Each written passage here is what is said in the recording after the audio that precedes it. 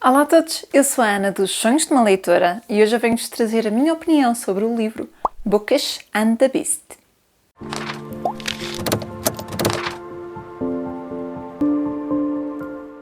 Bookish and the Beast é um livro que não existe em Portugal, mas que a tradução seria algo como A Livrólica e o Monstro.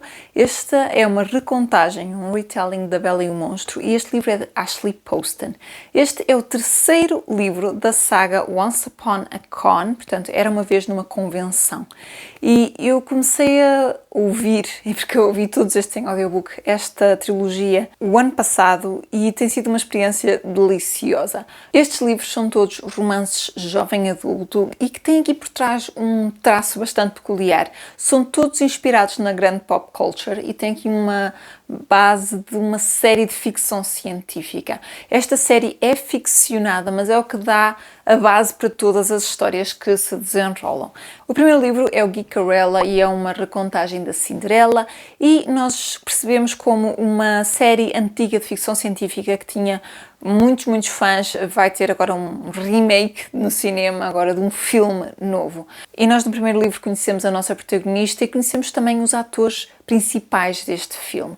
No segundo livro, que é o The Princess and the Fangirl, é uma recontagem do Príncipe e o Pobre, nós acompanhamos a protagonista feminina, enquanto no primeiro acompanhávamos o protagonista masculino. E neste terceiro, nós acompanhamos um que é o vilão da história e que na vida real dos livros ele é muito mau, é muito mauzinho, é muito sacana, é muito senhor de si, eu é que sei, eu é que sou o maior. E apesar das estrelas colegas dele darem-se com ele, há ali muitos atritos e muitas confusões. E eu estava extremamente curiosa neste livro como é que eles iam explorar essa personagem em particular, essa personagem que é tão má em todos os sentidos. Como é que a autora ia conseguir transformá-lo num protagonista aqui, especialmente sabendo que cada livro tem um casal romântico. Todos estes livros têm um espaço de tempo que se cruzam e neste livro em particular nós começamos a acompanhar a nossa protagonista, a Rosie, e a Rosie esteve num baile que houve, um baile de máscaras, em que estavam também as estrelas deste filme, deste remake. E lá ela conheceu um rapaz de máscara da personagem preferida dela e passaram uma noite muito divertida um com o outro, mas nunca tiraram a máscara, nunca disseram ao outro o nome.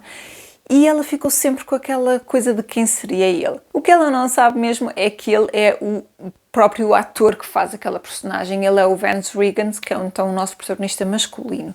E neste livro, assim como todos os outros da série, nós temos as duas perspectivas do casal, portanto temos uma parte narrada por cada um e normalmente alternado, e isso dá sempre uma dinâmica muito interessante. A Rosie, no início da nossa história, perde o emprego, acidentalmente, e está a voltar para casa completamente desolada quando um cão se atravessa à frente do carro. Ela fica preocupada, pensa que o cão pode estar perdido, então decide ir atrás dele, e o cão entra numa casa, numa espécie de palacete ali da zona, portanto ela mora numa cidade muito pequenina, e ela sabe perfeitamente que a casa não está a ser usada, mas a porta está aberta, e ela pensa que a cadela pode estar por ali perdida, e entra por lá dentro sem pensar duas vezes. Ela vai parar a uma sala, e não é qualquer sala, é a sala que nós vemos aí na capa, que vamos deixar aí um momento só para apreciar a beleza desta capa. Vamos pôr isto em grande aqui no ecrã, porque lindo.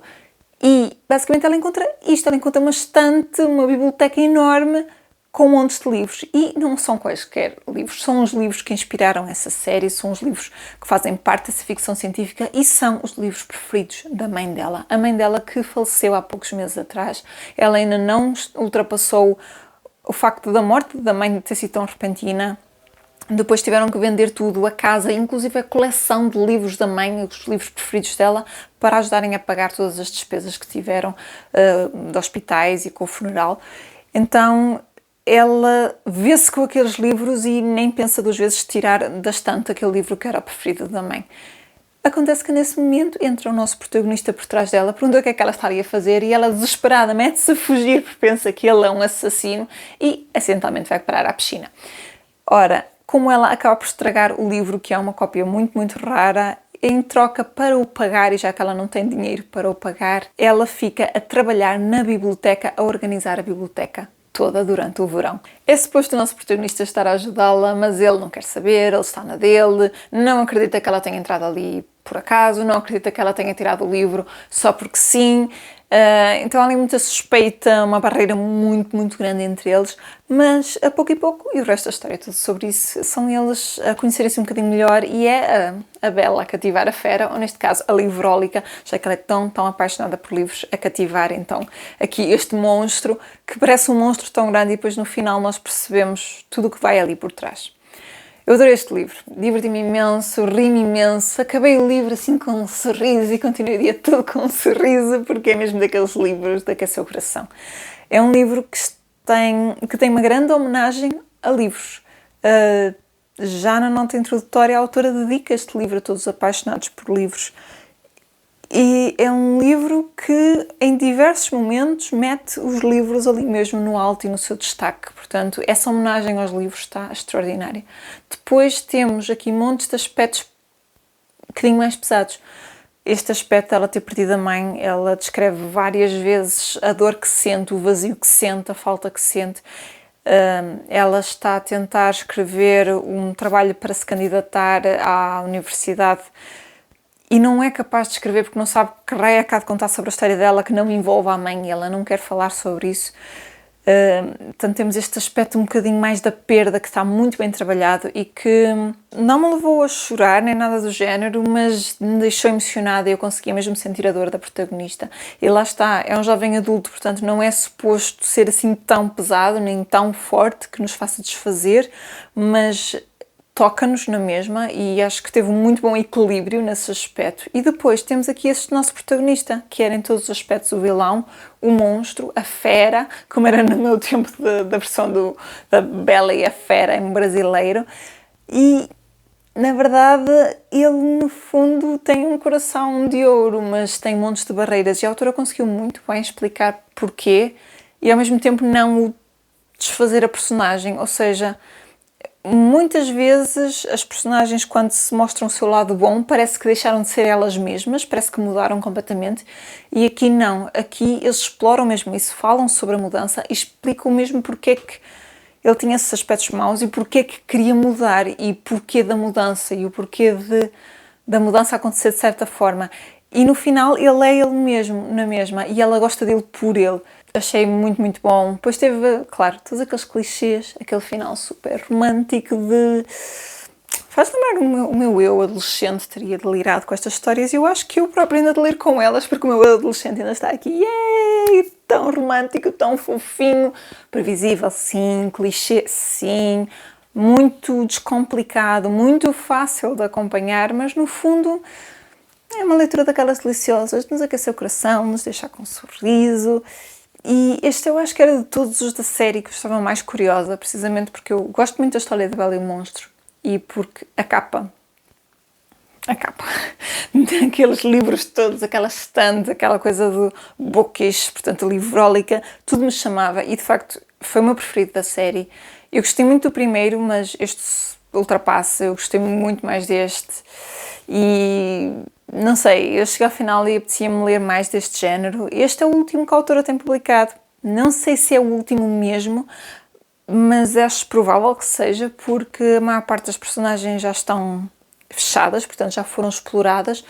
Cada livro acaba por explorar duas personagens ou mais e então acabamos por ter cada casal a formar-se e acho que já foram todos ou quase todos formados, mas...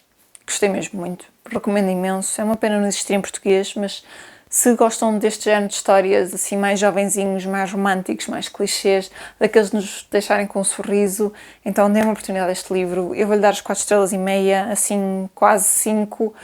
Acho que não são 5 só porque se calhar não é a minha leitura, mas é assim... Uma leitura que eu acho que me vai ficar aqui muito tempo e quem sabe, se calhar eu chego aqui daqui a uns meses e penso, pá, este livro ficou-me aqui até agora, vai ser umas 5 estrelas. Mas para já são umas 4 estrelas e meia, assim bem, bem grandes e eu recomendo imenso esta história para todos vocês que gostam de ficção científica, de pop culture. Há tantas referências, tantas referências a Harry Potter, referências de todo tipo de géneros, estão sempre a fazer trocadilhos, dizer I Love You 9000, por exemplo, assim coisas, Dragon Ball, Star Wars, montes de referências a Star Wars, Star Trek, porque a série que eles andam a ver e deste remake é tudo à volta também semelhante, assim, com um passado no espaço, portanto com naves e com planetas. Tão bom, tantas referências. Para quem gosta de ir, sei lá, à Comic Con e ver essas coisas, estes livros são perfeitos, todos eles têm montes e montes de referências. E é engraçado porque eu sinto que são referências muito bem trabalhadas. Quem não sabe vai ler e não vai entender o contexto, mas não vai ver mais nada. E quem conhece, que era o meu caso, estava-me sempre a desmanchar a rir, portanto, perfeito. Eu recomendo imenso esta leitura. E é isso, pessoal, acho que me alonguei aqui um bocado a falar com o meu entusiasmo. Digam-me em baixo se já conheciam esta série, se ficaram curiosos de alguma forma. Deixem-me tudo aí na caixa de comentários. Não se esqueçam de deixarem um gosto neste vídeo, de partilharem com todos os vossos amigos que adoram este tipo de livros e não se esqueçam de subscrever o canal se ainda não tiverem feito. Eu vejo-vos a todos no próximo vídeo. Até lá, fiquem bem e boas leituras!